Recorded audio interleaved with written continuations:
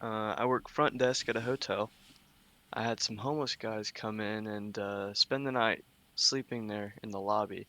And I started speaking with one of them after maybe 4 or 5 a.m. because I work overnights. And he basically started saying a lot of things that were really far out, mathematical numbers and uh, Atlantis and all these things, right? All these sort of far out notions about life, universe, Andromeda galaxy. And it was almost something where I just continued to listen to him. And I just continued to speak with them, basically seeing if there would be any kind of links, like what he was saying was something that I'd resonate with, or if there was a coherent message, if he's channeling or if he's tapped into the Akashic records or something like this. And I basically ended up just seeing myself in him, seeing how I Mm, do the same thing with spiritual information, and yeah. that when I'm talking to people who wouldn't understand some of these things, it's like I'm the crazy homeless person because Good. yeah, but Yeah, a good reflection. Mm. and then so it was almost like I was really uncomfortable with the experience because I was like, dang, that is yeah, anyway. Yeah. But I guess my question would be um what you can kind of work on to see yourself when you're speaking on things you don't really know, like you don't really perceive yet. Stop speaking. Yeah. I think that's a big part of it. Having this ability to just cut cut it out a little bit sometimes. I think in the beginning, there's especially if you find like gnosis or anything like there's so much excitement, and because we haven't mastered the control of our speech and the control of what we do and the way we see and the way we interact with others, there's not a lot of control there, and yeah, we just share mindlessly and aimlessly with others. And it's funny because we can even talk about becoming awakened and becoming growing in consciousness to others, yet we're not aware of the possible damage that we're creating in that moment towards another person. Maybe we're even pushing someone else from the spiritual path because we're not even awakened enough in those moments of ourselves. And because of this sort of this ego of excitement, and sometimes I think in extreme ways it can lead to ego of fanaticism as well. So, no, yeah. Well, I guess I know that fanaticism, it's a kind of a low level of being, of course, and yeah, yeah, definitely. Yeah, so I think it's just a good thing to just practice. Just practice. If, spirituality is really about practicing in the moment and having self awareness and self observation. And if you would like yourself to benefit more, to grow in actual awareness rather than growing in intellect, then it's just a good practice to observe yourself in those moments. It would be better to observe yourself in inner silence rather than just letting yourself be identified with dreams, no matter how spiritual or amazing those dreams might be. So, yeah, I think you should thank that homeless person for showing you I think a reflection of yourself and I think helps so you. too. I think Mm, so too. you would have never been aware of that if you weren't ready for this next level of being and level of spirituality in your life. If you were not ready for it, then you would have just been immersed and identified with everything he was saying, and you would have got into a conversation and maybe in a debate, So, yeah, it's Yeah. your being talking to you like, hey, there's something here. You, you're going to refine your process, your own understanding now as a person. Yes. Yeah. Thank you. Thank you. Absolutely. Well, I would say personally, if Zen is incorporated properly in our lives, Zen is the clarity that allows us to see ourselves for who we really are and really understand ourselves. Sometimes when we purposely try to look for something, it's difficult because we're not looking at the reality.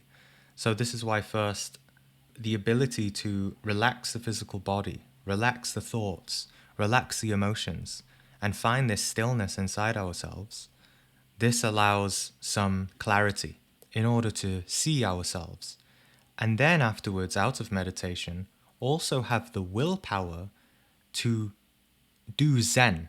Zen meaning do exactly what is required of you in any situation. Do exactly what is required in any situation.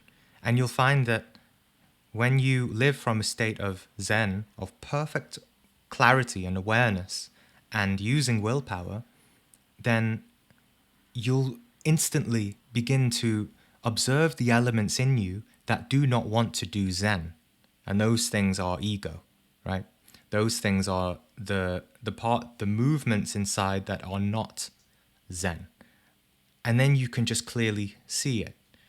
So the process of seeing ourselves is something actually very simple. But first, we do need that Zen as a foundation or as like a clear looking glass.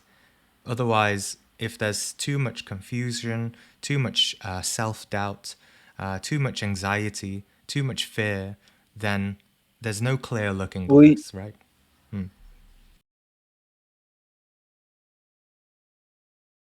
And recently, I've been thinking about, the ego's attachments to words. And I was going for a walk today, and it just hit me when I was just sort of hearing my own internal chatter. I'm like, what is it with words? Like, why am I Mm, so attached to words? And mm, I think really, words have a sort of like allure of certainty and like truth to them.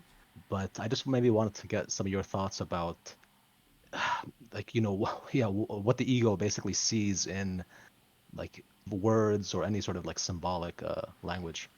mm. Yeah, the words or the word, right? Beginning of the Bible and creation, it's really talking about the highest aspect of magic, which is the word, which is the vibration that comes from our words. So it's not something like we should hate words. It's just that what words are we listening to? And that's why they're also called spelling, to spell words, right? They are spells. It is magic. So it's really, really important. And it's a great realization, a great sort of satori to realize. And also, it's a doorway to inner silence as well. To get the mind, at least, we all need to get to this point, to get the mind to agree that words and thinking is pointless, really. And true intelligence comes beyond words.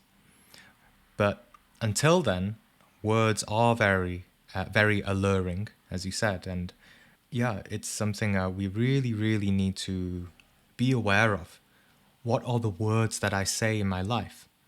And what do I believe in, right? We have to be very careful of the words that we say and that we say to others. As I think I made a video on it, the sort of average black magic that everyone has, this black magician that we all have inside us, is something real.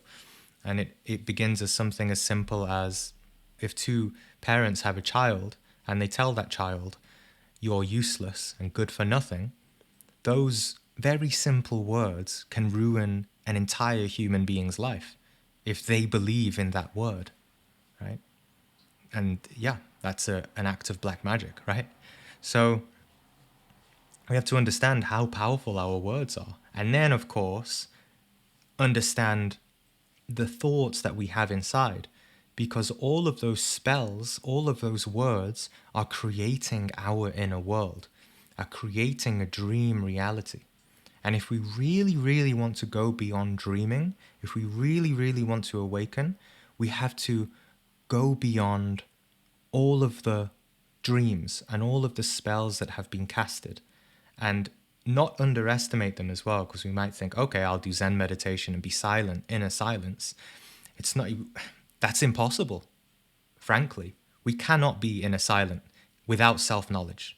We can't have this inner silence without self-knowledge. Self-knowledge of the kind of words that have been casted onto our consciousness that keeps it totally asleep. So this is why ego comprehension is so important. Ego comprehension equals comprehension of the words and the spells that have been casted onto our consciousness, which conditions our behaviors, conditions our thinking, right? There's one level is our thinking, right? But that even isn't where the words have been casted.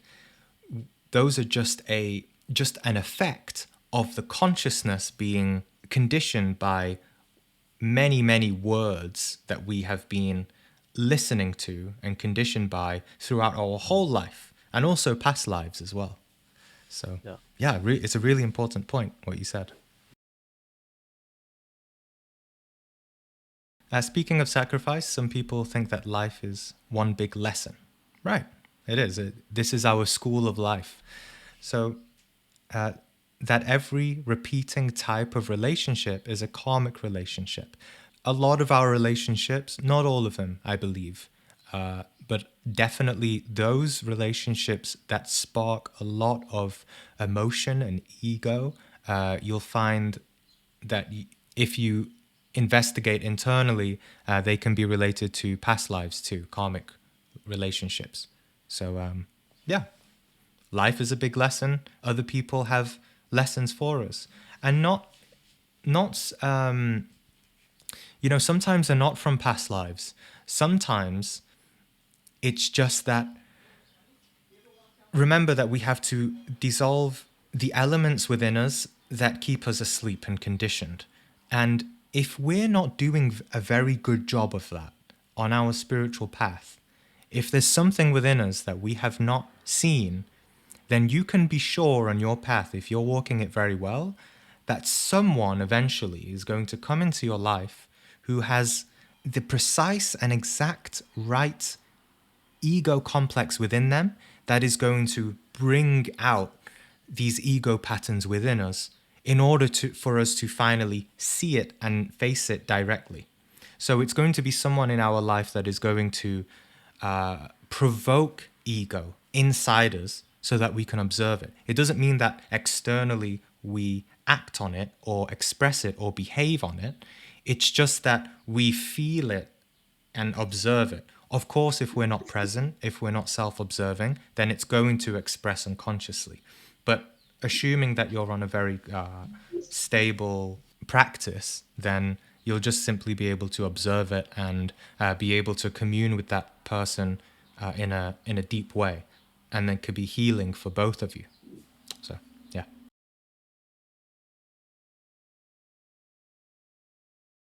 Well, I think I said this in the Capricorn video about the true meaning of astrology and zodiac. It's just totally mechanical, and it keeps us totally asleep when we identify with a certain zodiac. We really need to go beyond that. You asked, should we eradicate our attachment to the zodiac, or must we accept? We have to work with both, because we have to honor that the zodiacal archetypes and these energies and the different planets are governing a certain mechanical nature. Is mechanical, right? It's a machine, it's a mechanicity, it's the coding in the matrix. If you want to go beyond the matrix, you have to understand the coding, right? So we have to, of course, accept, but also comprehend the matrix, comprehend the zodiacs in order to go beyond them. And of course, if we can't comprehend them or go beyond them if we are attached to them and identified with them. We simply need to study them, but with the aim of transcending the mechanicity, right? So it's totally useless. If a person says that, okay, I am Leo, therefore Leo should shine in parties, be prideful, dress a certain way, be an actor, be totally like exuberant, then this is totally ego. It's totally asleep, and the person's not going to benefit spiritually at all from this. So this is why Samael teaches and this is what you've been seeing in the Zodiac series. He teaches a very, very good. He talks about this in one of his books about the Zodiac, all of this. And he says that the Zodiac just needs to be totally practical. We need to leave the theories, the identifications, and we just need to begin to know ourselves more deeply and just use it as a tool in order to know ourselves. And that's it, really. Multitasking is a dogma of culture, and I don't think it's necessary at all to multitask. I think it's better to do exactly what we're supposed to do in the moment. As I said before, Zen, do exactly what is required of you. If you would like to measure how awake you are and how conscious you are in the present moment, become aware of your inner state. For example, if you're cooking food, but you're thinking of something else, then you're totally asleep, right? Cook the food. Do exactly what you're supposed to be doing and don't do anything else. And this is, in a way, if you understand this, the key is right there. It is to bring pure attention to whatever we're doing from moment to moment. So in this way, if one can learn to cook food with their full, undivided, uninterrupted attention, that person can be good at astral projection. That person can be good at meditation. That person can be good at overcoming the ego, right? Probably, maybe it doesn't make sense to some of you, this ability to give our full attention to whatever we're doing, whether we're at work, whether we're talking to someone, give full attention. It's very, very rare to meet someone where their attention is pure. It's there like a blazing sun. Usually, it's just totally darkened by other preoccupations of what they watched on the news, of what their drama is with their wife or friends, what their spiritual beliefs is, thinking about all the spiritual books that they have in their awareness, But just to practice simple awareness here and now. Yeah, I could probably talk on maybe some benefits of multitasking, but I don't feel like... I feel that it's better to promote, what should we call it? Just tasking or one-pointed tasking. That's what our culture, that's what society needs to learn. One-pointed tasking.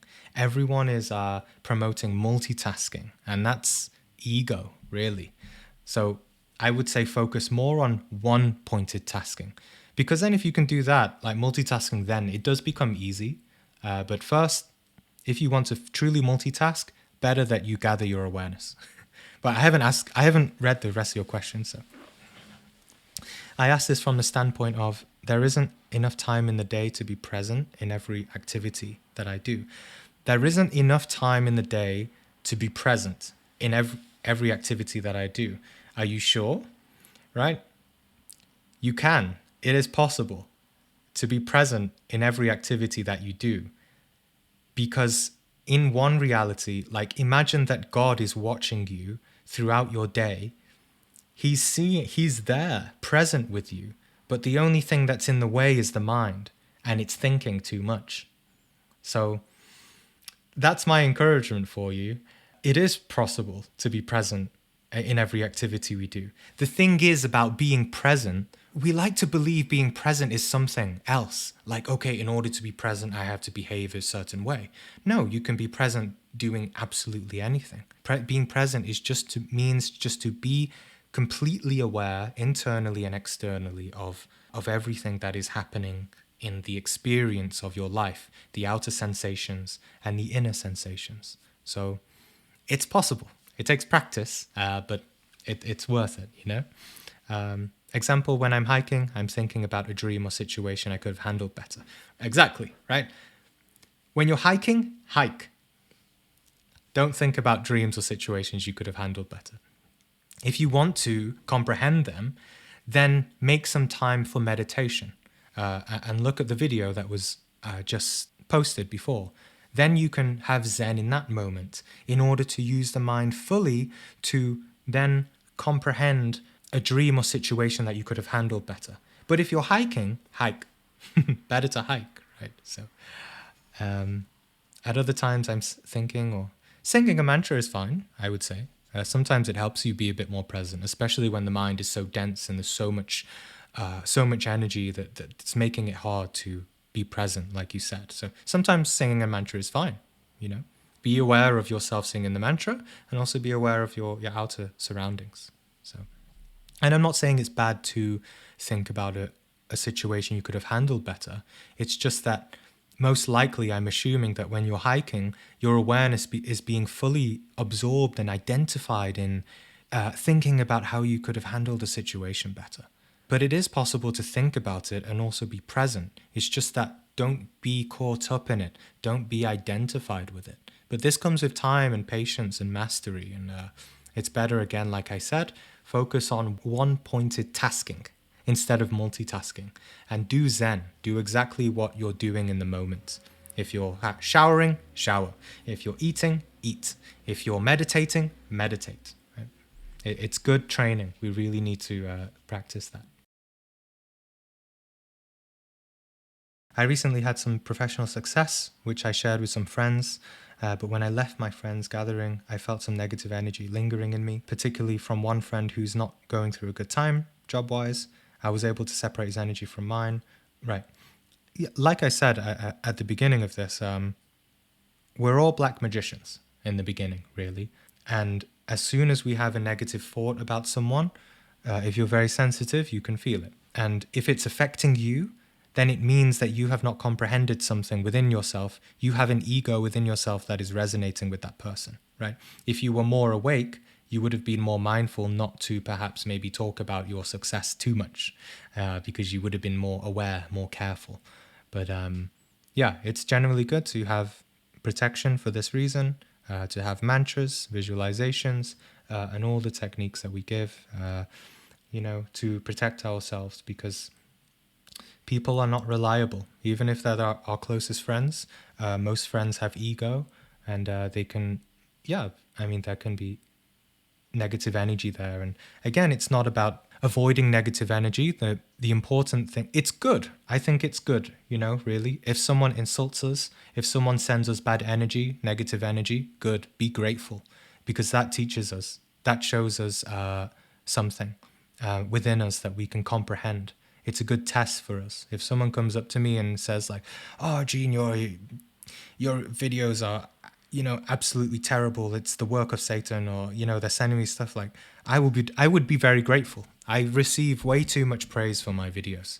I would be more grateful if someone could tell me how rubbish my videos are, and tell me how much like satanic work I'm doing and things like this, because that's good test. I would like to see, if it's better to test ourselves and comprehend if we have elements of anger and jealousy and ambition and pride and things like this, rather than always just trying to have like nice inner silence, feeling nice all the time, and being peaceful, right? So yeah, be grateful, right? Love thy neighbor, or what is it? Love thy enemy.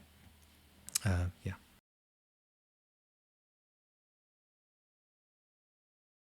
Well, you can observe, if you plan in your mind, and this is why I kind of said earlier, for meditation, it is best not to plan it. It is best to live more present in the moment and meditate when we feel like it. Like we really feel it in our heart. If we do feel it in our heart, the actual benefit to it, we would meditate like at least 3 times a day, because we would observe the mind and its heaviness and denseness, and we would know, just like a janitor knows to clean a corridor, we would know that we need to go and meditate. But you can observe, if you plan to meditate, there's going to be a big force that's working against you that won't want to meditate. Why? Because the ego doesn't want to die. The ego always feels as if it wants life. It wants to be alive. It wants to thrive in the body. So it's difficult. You need a bit of discipline, but it's worth it. And if you actually sit down and meditate and do a good meditation afterwards, you'll feel like, I feel a lot better, you know? So, yeah. And of course, I mean, this is, if there is anxiety, if there is laziness, things like this is something you can also use for more active meditation, for conscious imagination meditation, in order to go into meditate, like the video that was posted earlier, go into meditation, relax the three minds, do some pranayama, get into an equilibrated, centered state, and then use the mind to retrospect, to with the intention of comprehending this anxiety, of comprehending why we don't want to meditate. And then, if we really are patient and persevere, not through thinking, but through reflecting and just observing without identifications, with total detachment and total trust in that the wisdom will come to us, then we can start to understand ourselves much deeper. And then next time, we won't have so much problems with anxiety or laziness before meditation. But in the beginning, of course, it takes a lot of discipline and just push ourselves a little bit. But over time, it gets easier, Yeah, it doesn't always have to be pushing ourselves. Like, yeah, it can be natural too.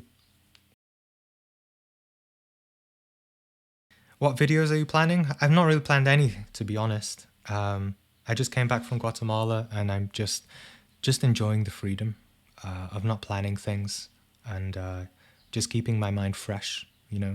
The more plans we have in life, the more dead life becomes, really. And it's better to live without plans, because if we make a plan for our life, how boring is that, right?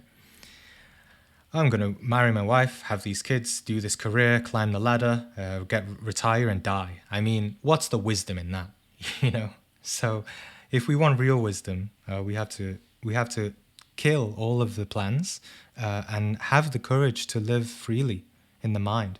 It doesn't mean that we, go to Guatemala and live completely without structure. It's just that internally we learn to live free, and that's a lot more beautiful and a lot more. It creates a much more better inner atmosphere and inner environment for us to comprehend ourselves and actually do this work and meditate and have the courage and the will and the daringness to know spiritual truth in our life directly.